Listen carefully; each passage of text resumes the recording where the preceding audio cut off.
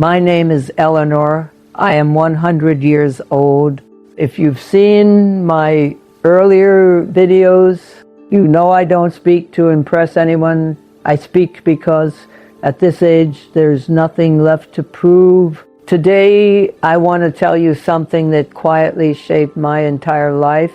I didn't live to impress people, and I'm grateful for that. When you're young, you don't even realize how often you're performing. You dress a certain way, you buy certain things, you say yes when you mean no, not because you want them, but because someone might be watching. I saw it all around me, and if I'm honest, I felt that pull too. People think pressure to impress is new. It's not. We had it in different clothes, different neighborhoods, different expectations, but the feeling was the same. Don't look poor. Don't fall behind. Don't let people talk. Early in my life, I made a quiet decision.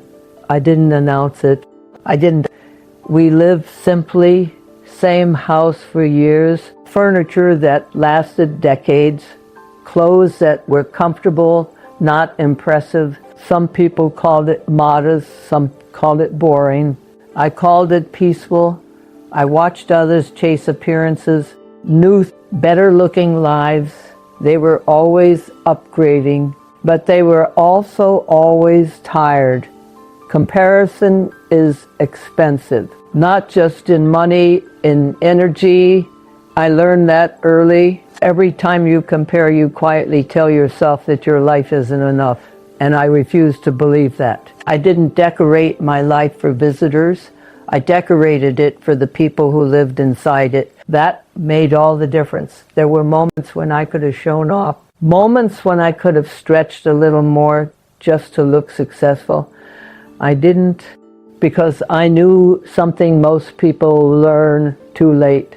Impressing people doesn't make them stay. I didn't raise my children to look impressive either. I didn't care if they were the best dressed or the most talked about. I cared if they were kind, if they came home, if they knew who they were. We didn't live loudly. We lived honestly. At gatherings, I noticed something. The loudest people were often the most uncertain, the quiet ones. They were usually comfortable with themselves.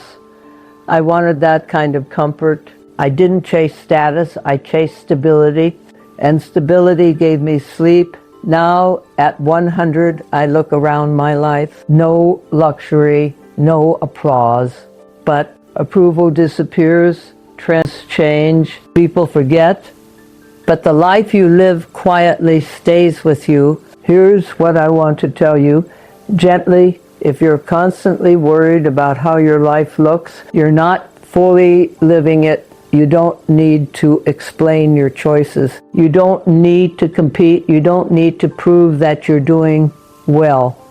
A peaceful life never looks impressive from the outside, but it feels right from the inside.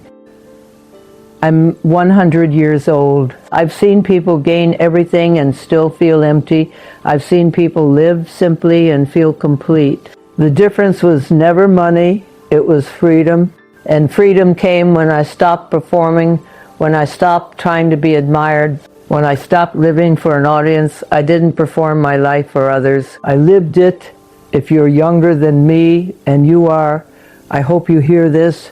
Live in a way that lets you rest at night. That's the real success. Thank you for listening. And if this helped you breathe a little easier today, then it was worth sharing.